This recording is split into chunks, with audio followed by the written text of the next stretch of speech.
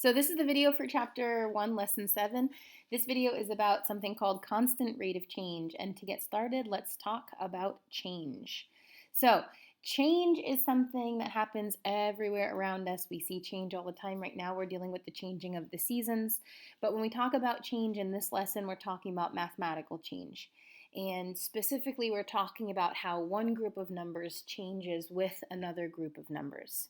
So imagine that you go to Turkey Hill and you want to get a slushie. And you know that slushies cost $2 at Turkey Hill. So as you buy more slushies, you know you're going to spend more money. That's the kind of change we're talking about in today's lesson. Two numbers, two quantities that are changing together, your money and the number of slushies that you buy. So that is what is that's what's called rate of change. And rate of change, here's our definition. It's how one quantity changes in relation to another quantity. So how our money changes as we buy more ices or slushies. Sometimes rates of change can be special. They're called constant rates of change. And this definition is a rate of change that can be described using a constant ratio.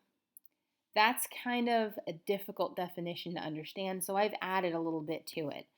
The part that I add says it's when one quantity always changes at the same rate as another quantity.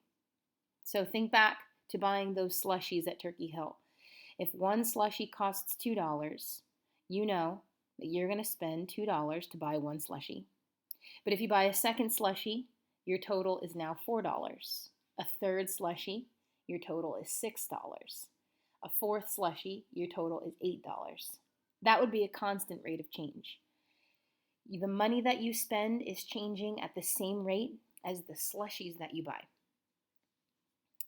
It's not like it's buy two, get one free, or maybe buy five, get the sixth one for a discounted price.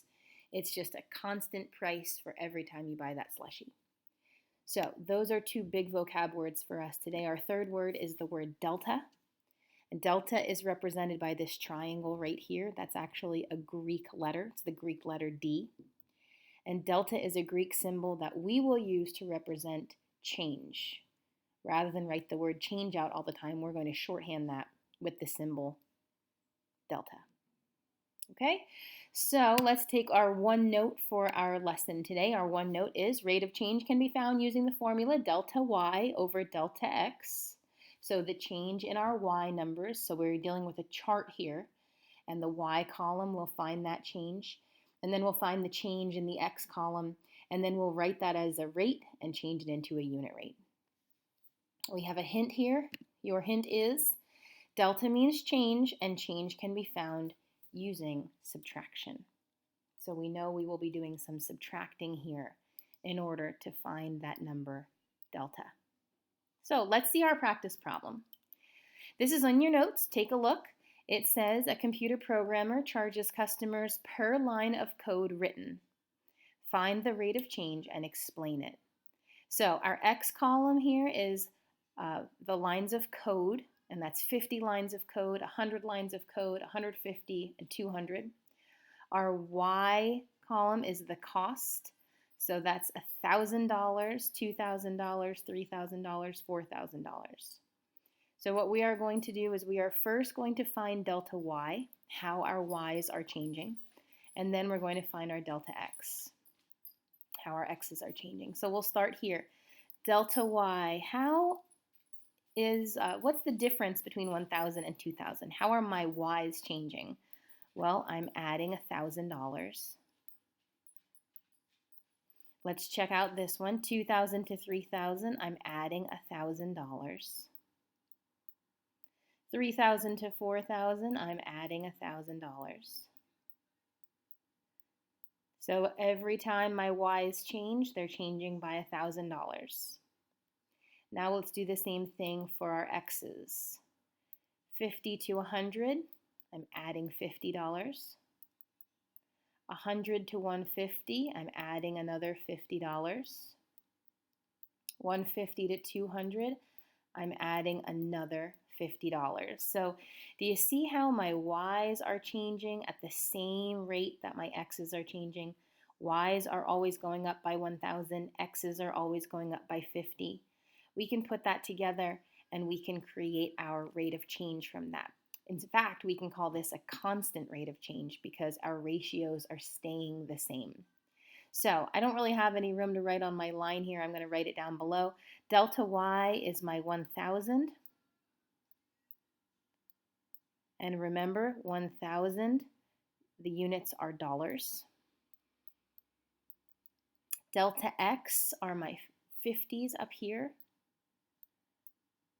And the units are lines of code. I'm just going to write lines here to make that a little faster for us. So my rate that we are changing at is $1,000 per 50 lines of code. If we want to make this a true rate of change, we have to change it to a unit rate, which means we have to get a 1 in the denominator. So I'm going to divide by 50 in the numerator and the denominator, and that's going to get me 1,000 divided by 50 is $20 per 1 line of code. Okay, so this is my official rate of change, my official constant rate of change, because that rate applies for every single piece of our table. Now down here, we owe an explanation.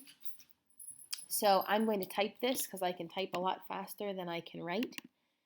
My explanation is, for every 1 line of code, the programmer charges $20. Okay, for every 1 line of code, the programmer charges $20. We always start with the denominator and we say for every 1 line, he charges 20 bucks. Okay, that's our explanation. You have another practice problem on your paper and then you're going to write your own. Here's your to-do list. Finish your practice problems for 1.7. Update your flashcards for our new vocab words. They are rate of change, constant rate of change, and delta. Some advice here is that rate of change and constant rate of change are not super different. The only difference is that when the rate of change is constant, that means that it stays the same. It goes up the same rate every single time. Okay, make those note cards, and then when you are ready, you can begin Chapter 1, Lesson 8.